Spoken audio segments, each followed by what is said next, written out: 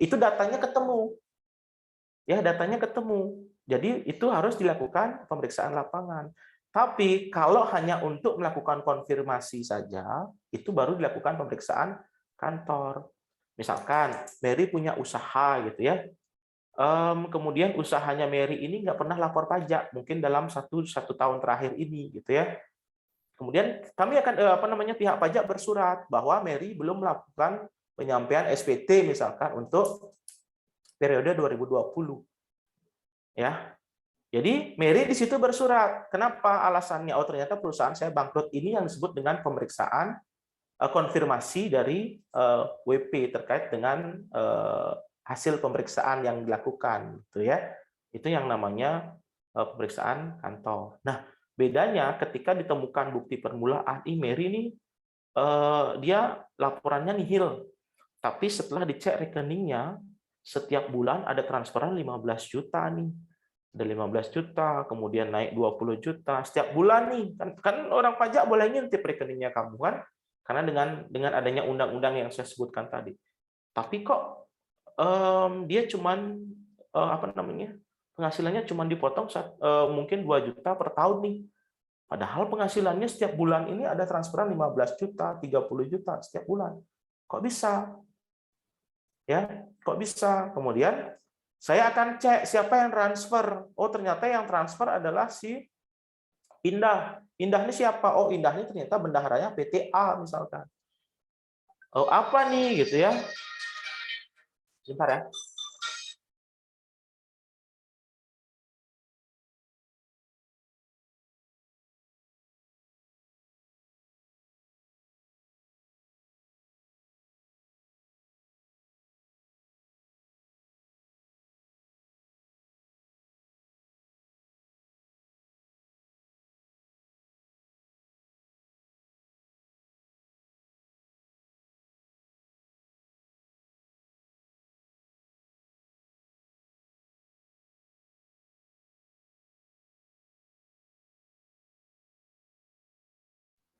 Oke, lanjut ya. Contoh tadi misalkan Mary misalkan ya, kemudian si Indah bendahara. Nah, kemudian Indah tiap bulan transfer nih. Oh, transfernya adalah misalkan Mary itu adalah konsultannya si perusahaannya Indah. Ya, entah perusahaan apa gitu ya, entah konsultan apa gitu ya. Dan ternyata dari penghasilannya yang diterima dari Indah ini tidak dilaporkan dalam SPT. Tapi orang pajak lihat, oh transferannya apa nih? Oh, ternyata Indah tiap bulan keterangannya adalah fee. Ya, fee konsultan untuk perusahaan A. Nah, ini dia akan lakukan pemeriksaan lapangan. Ya, dia akan bawa rekeningnya, dia akan bawa rekening korannya Indah, rekeningnya Mary, hanya untuk konfirmasi, Bu, betul nggak ada transaksi seperti ini? Betul, Pak. Nah, sudah diterbitkanlah yang namanya SKP KB nanti. Ya, ya Mary ya. Oke. Oke, Mary, cukup? Mungkin ada yang mau ditambahkan lagi pertanyaannya? Cukup, Pak. Terima kasih penjelasannya. Oke. Berikutnya, ini siapa nih? Widya, silakan. Terima kasih atas kesempatannya, Pak. Mohon maaf karena off kamera. Izin bertanya, apakah mungkin saat pemeriksaan pajak itu yang diperiksa itu adalah seorang pegawai di kantor pajak, pegawai dari kantor pajak atau dari instansi Kementerian Keuangan, di mana dia itu kan mengetahui seluk-beluk dari pemeriksaan pajak tersebut, sehingga pada saat diperiksa dia dinyatakan tidak salah. Nah, apakah mungkin kasus tersebut bisa terjadi? Oke. Mungkin nggak, mungkin aja buktinya ada kasusnya Gayus. Mungkin ya nanti mungkin Anda cari ya kasusnya Gayus. Gayus itu adalah pegawai pajak yang menjadi yang nyambi gitu ya. Kata saya nyambi, kenapa ya? Karena mereka nggak boleh gitu ya. Yang nyambi menjadi konsultan sebuah perusahaan. Ketika perusahaan ini diperiksa gitu ya, perusahaan yang dipegang oleh Gayus itu diperiksa, ujung-ujungnya larinya ke Gayus gitu ya. Kenapa? Ya karena ada permasalahan. Permasalahannya gimana? Perusahaan ini udah bayar pajaknya, tapi nggak disetorkan oleh Gayus. Jadi itu masalahnya di situ. Ya, jadi mungkin nggak orang pajak, ya mungkin aja banyak kok petugas pajak yang diperiksa gara-gara masalah dari masalah dari wajib pajak. Banyak sekali kasusnya, Widya. Nanti mungkin Widya bisa baca nanti gitu ya, cari di internet kasus-kasus petugas pajak. Prosesnya adalah dari hasil pemeriksaan yang kemudian larinya adalah ke tindak pidana larinya biasanya. Gitu ya. Coba nanti Widya cari aja di internet, banyak kok gitu ya. Widya ya. Siapa? Terima kasih. Oke, berikutnya nih, cica-cica di dinding.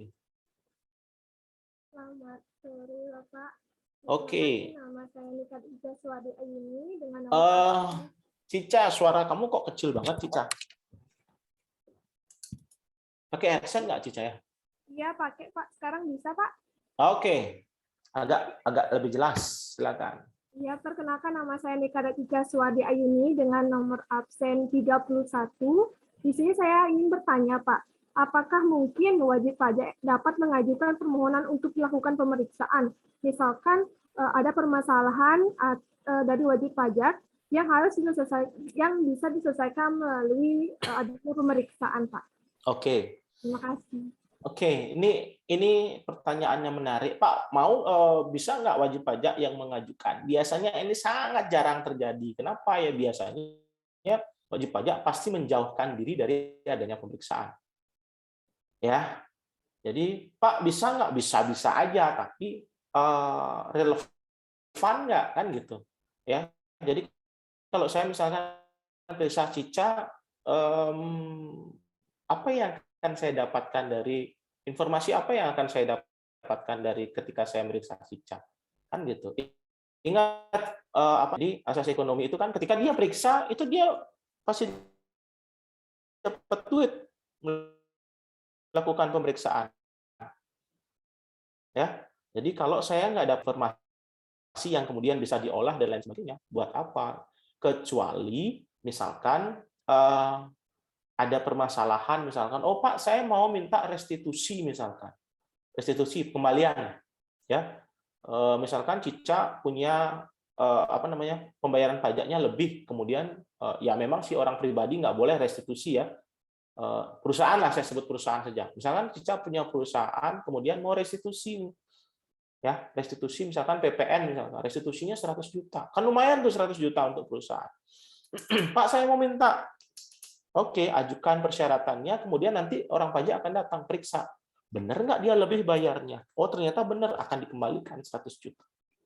Itu konsep ininya apa? Tapi jarang sekali kalau misalkan WP, tolong dong periksa saya, Pak. Jarang sekali ada permintaan gitu. Ya, justru kita menjauhi justru supaya nggak diperiksa. Ya, Cica ya. Pak, terima kasih. Oke. Ada lagi nggak pertanyaan? Padmayanti, ini mahasiswa saya semester 5, ada namanya Padmayoni. Ini Padmayanti. Perkenalkan Pak, nama saya Kumang Padmayanti, nomor absen 20. Izin bertanya, bagaimana jika WP-nya udah merasa patuh dengan pajak, tapi tiba-tiba dilakukan pemeriksaan pajak? Oke. Seperti di awal kan pernah saya ini terkait dengan kepatuhan kan, masih ingat nggak? Anda bayar tepat waktu, lapor tepat waktu, tapi ujung-ujungnya ada pajak kurang bayar kan gitu kan? Masih ingat nggak statement saya yang itu tentang kepatuhan di awal tuh?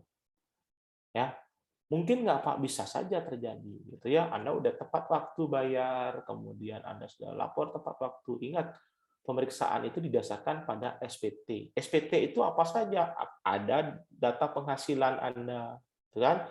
Ada pajak yang sudah dipotong, dipungut, kan gitu. Kemudian ada harta yang Anda miliki dan utang. Kan pada dasarnya SPT yang seperti saya jelaskan kemarin kan isinya itu. Ya. Nah, kemudian dari jumlah penghasilan yang Anda cantumkan di SPT Anda, ternyata ada yang belum dilaporkan ternyata. Ya, atau dari hasil pemeriksaan si Padmayanti ini salah. oh ternyata penghasilan ini bukan objek pajak, tapi Anda masukkan ke situ, sehingga dia terhitung. Jelas ya? Misalkan, Anda penghasilannya A, B, C, 10 juta, 10 juta, 10 juta. Ya, 10 juta terakhir ini ternyata bukan objek pajak. Kenapa? Ya mungkin dia masuk dalam objek PPh final nanti di semester 3. Ya, jadi kalau dia PPh final itu nggak bisa digabung. Jadi memang kelihatannya penghasilan Anda adalah 30 juta, tapi karena ini sudah dikenakan PPh final, jadi yang dihitungkan pajak untuk Anda hanya dari 20 juta saja. Tapi Anda masukkan 30 juta.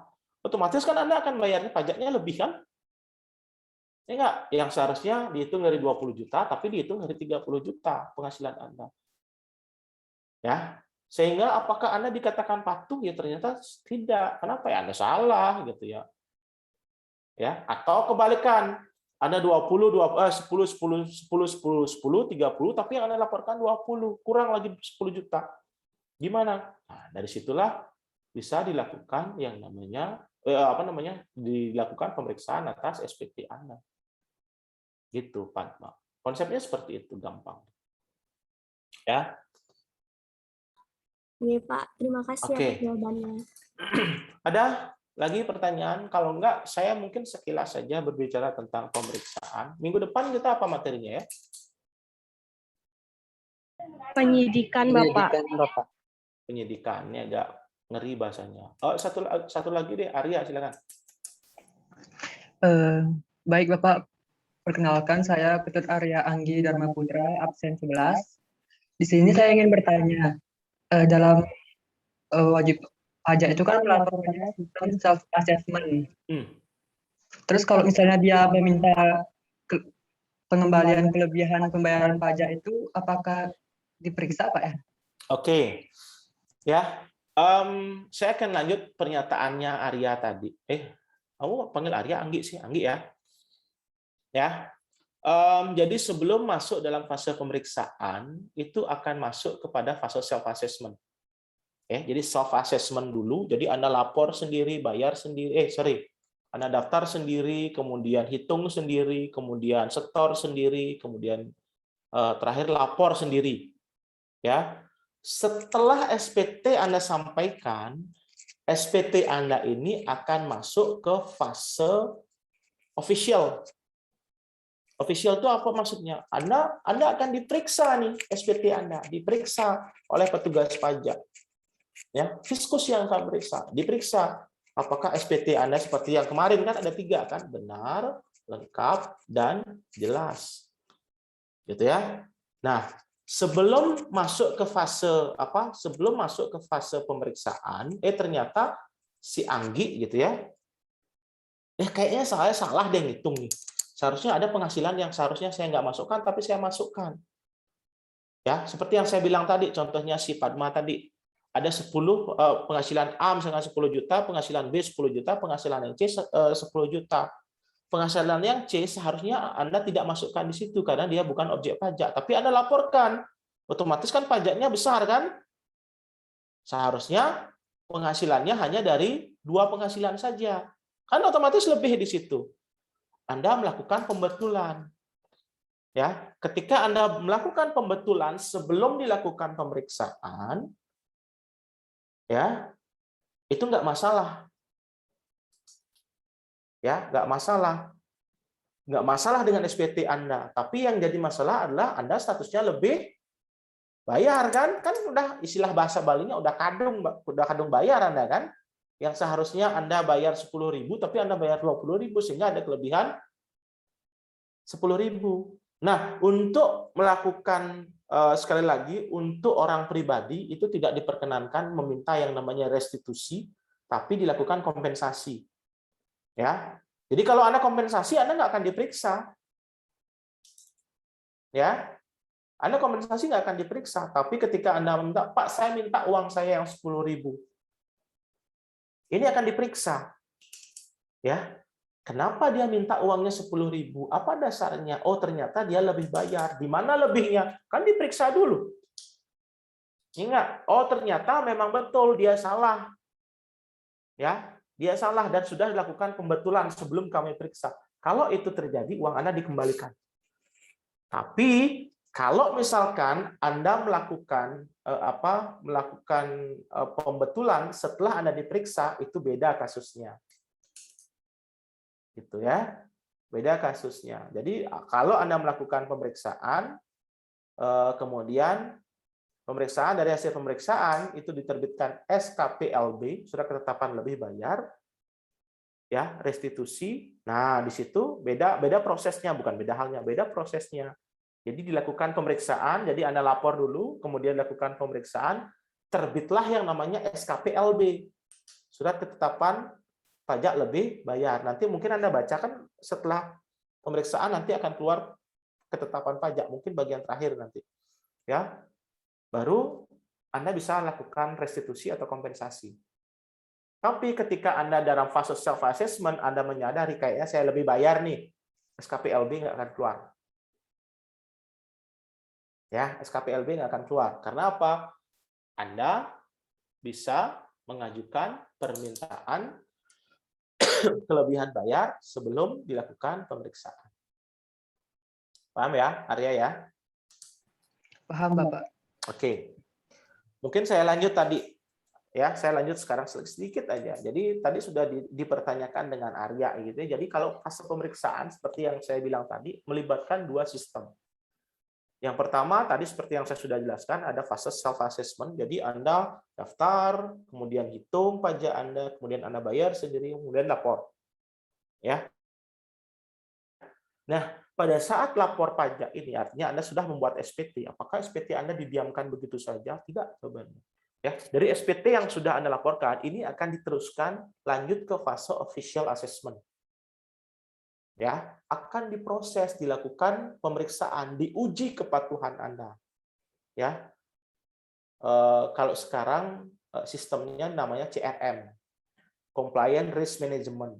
Ya, ini hal yang baru sekarang yang keluar. Ya, diuji kepatuhan Anda. Betul nggak harta yang disampaikan dalam SPT sesuai dengan kondisi yang sebenarnya? Oh, diperiksa nih. Ya, kan dapat informasi dari luar nih ya.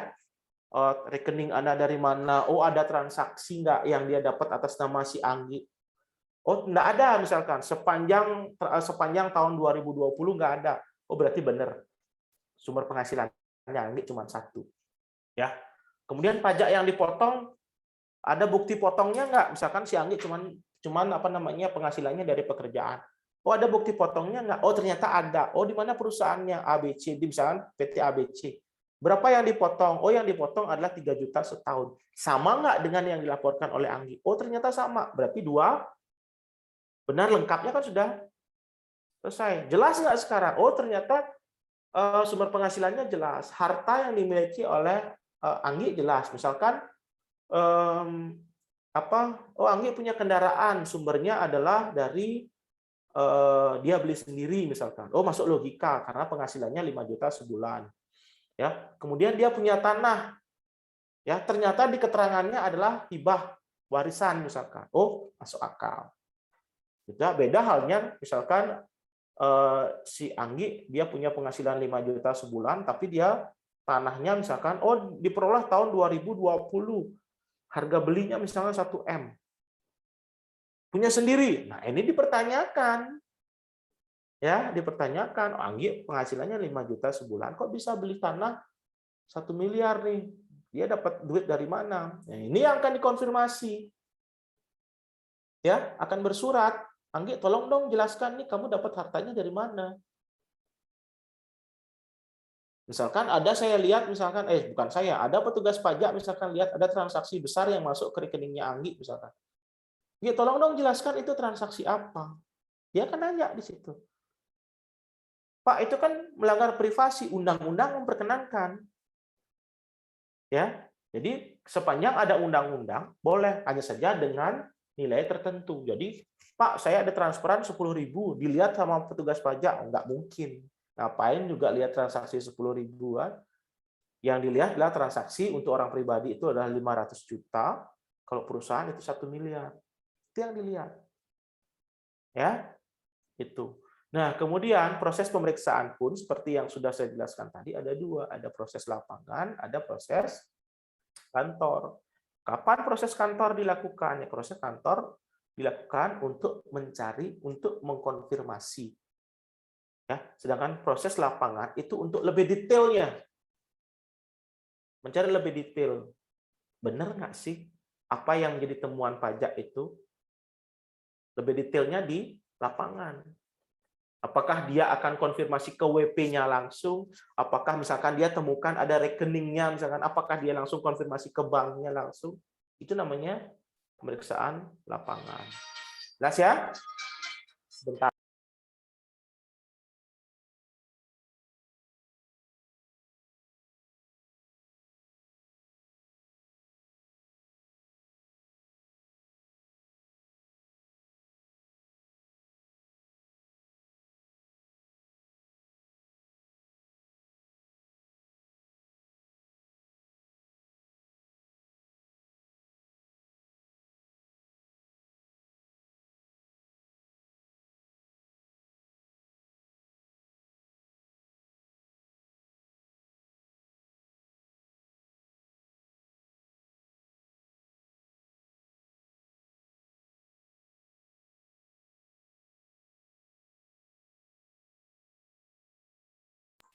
Ya, jadi itu terkait dengan pemeriksaan. Siapa yang melakukan pemeriksaan, gitu ya?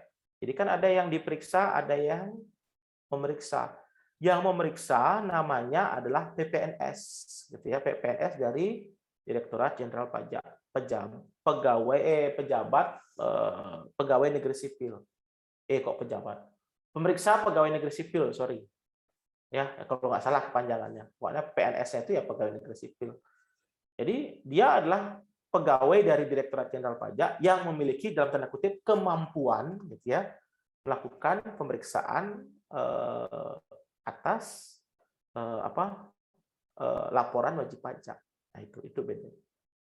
Ya, di samping itu ketika dilakukan pemeriksaan, ingat Anda memiliki hak dan kewajiban atas pemeriksaan, dan begitu juga orang pajak atau bahasa kerennya fiskus, gitu ya. Mereka juga memiliki hak dan kewajiban. Hak Anda apa ya? Silakan Anda baca di buku. Banyak soalnya ya. Di situ silakan Anda baca. Oke, sampai di situ pemeriksaan. Ada pertanyaan? Ada pertanyaan lagi? Oke. Kalau tidak, terkait dengan pemeriksaan, menarik saat ini karena saat ini sampai dengan Desember besok, gitu ya, cukup banyak diadakan pemeriksaan, terutama akibat adanya pemberian insentif. Jadi kan pemerintah sudah ngasih insentif nih, insentif pajak kepada perusahaan, kepada orang pribadi, gitu ya. Saya termasuk yang menerima insentif, dan mungkin orang tua Anda juga, gitu ya, sepanjang penghasilannya sebulan kurang dari 200 juta, sepanjang penghasilannya kurang dari 200 juta, maka untuk sampai dengan Desember, kemarin sampai dengan Desember beritanya, itu pajaknya masih ditanggung pemerintah. Artinya, berapa gaji yang didapat, misalkan gajinya 5 juta, ya murni 5 juta. Gitu ya, tidak ada dipotong. Karena apa? Pajaknya ditanggung oleh pemerintah. Gitu ya. Dan banyak sekali insentif, misalkan PPNBM untuk usaha otomotif, gitu ya. Tarif untuk UMKM misalkan, untuk UMKM di bidang tertentu. Nah, itu ditanggung oleh pemerintah. Sehingga ketika Anda tidak mengikuti aturan yang berlaku, maka akan dilakukan pemeriksaan saat ini. Banyak sekali yang dapat surat cinta sekarang ya. Ya, itu ya. Oke. Berhubung tidak ada yang bertanya, minggu depan tentang penyidikan ya. Penyidikan, kalau nggak salah fase ini cuma 2 ya. Fase penetapan ini cuma 2 ya. Yang saya buat di buku ya. Pemeriksaan dan penyidikan ya. Iya, Bapak. Setelah itu baru fase sengketa ya. Keberatan banding PK setelah itu. Benar ya? Saya lupa isi buku saya karena benar ya? Oke. Biar saya nggak lupa ya. Jadi kita sambung 2 minggu lagi. Minggu depan saya yakin Anda nggak akan konsentrasi. Udah masuk waktu hari raya, ya. Udah ada yang sibuk, yang cewek-cewek mau tanding, cowok-cowok udah entah kemana gitu ya. Jadi minggu depan untuk perkuliahan saya tiadakan. Saya akan berikan Anda konsentrasi untuk menyelesaikan tugas kedinasan Anda di rumah gitu ya. Ya. Kita sambung nanti 2 minggu lagi. Mungkin kalau memang memungkinkan nanti 2 minggu lagi kita bahas 2 materi lagi langsung gitu. Ya. Kalau memungkinkan, kalau enggak ya udahlah. Ya. Oke ya. Saya kira cukup sampai di sini. Selamat malam. Selamat malam, Pak. Selamat malam, Pak. Selamat, Pak. Terima kasih. Selamat malam, Pak. Terima kasih. Malam, Bapak. Terima kasih.